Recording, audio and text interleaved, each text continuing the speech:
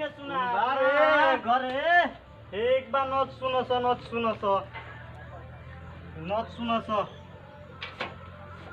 अरे भाई अकेले है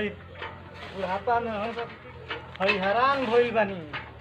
कोनो के सुनाते नहीं थे छोड़ देता टूटी एकदम से ही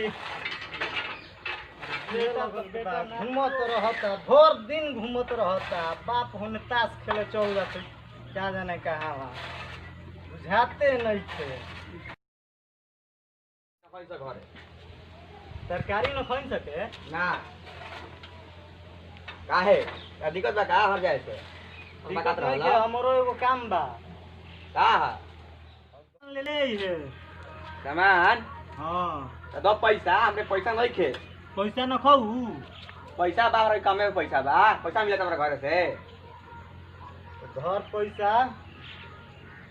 ये 500 एगो नोट हमारा भी खाली बाचल बा जन उसके ना धर देख ले बढ़िया से 500 नोट ह आ 1 किलो मुर्गा 100 ग्राम खैनी लेके आई है आ देखिए खर्चा ज्यादा पैसा नोट करी है खाई पियम ना भूख ना लगला हमर पेट उठबा कि ना अरे तो हिसाबे से करी है 10 रुपया के खा ली है जो जाते नहीं बाजार पर सामानदार ले खा लेम पी लेम और बाकी जौन लेके आई ठीक बा मिले खाती हमारा से सरिया दे कनी को बुझाते नहीं खे कि सरिया दे एको काम के कनी के ध्यान नहीं के रह क्या जाने कैसे कनी के दिन दुनिया भगवान पार लगई हम बताओ हैं हई कितना बढ़िया मौसम कइले बा एगो गइल बा तो वहाँ बाजारे 4 घंटा से वहाँ ऊपर क्या जाने क्या खरीदाता बाप होई के तो भर बिना ताश खेलत थई अब बुझाते न थई बताओ हई मौसम हई सब कोई के कादो हमारा से लगा करो कादो चलता सब कोई के कादो दू कट के बढ़िया बा हमारा काट टका सारा खरीद ले हमारा से लगी तो खरीद ले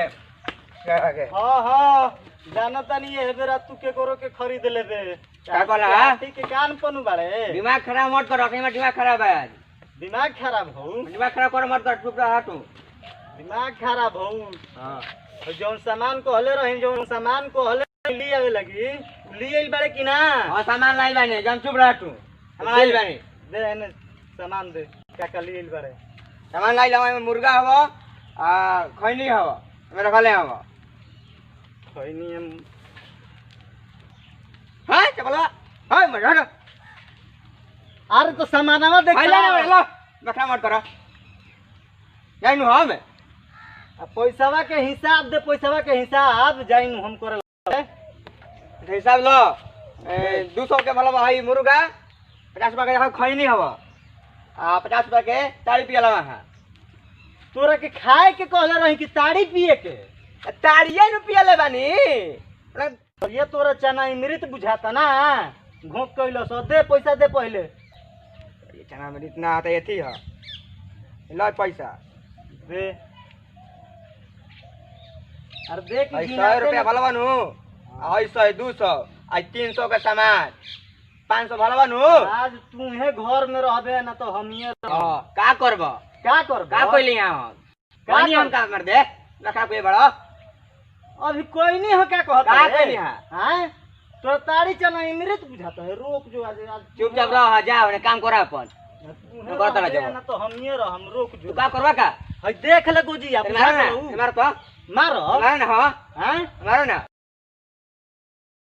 हैं लखरा मत कर दिमाग मत खराब करो जल्दी यही जैसे भाग ना तो आज तू है घर में रहबे ना तो हम ये रह ना तू ही रह ना रह जा तू का मार तो जो यही जैसे जो ना जाइबो ना जीबे ना जाई भाई देख लो ठीक है मार लाठी के बोरा देबो मारा ना मारी मारो ना तानी पोरे जाता है कि नहीं यही जैसे जो जहाँ जाता है जहाँ जो उन्हें यार जो पियत आज से आ गए घर में मार लाठी के बोरा दे हो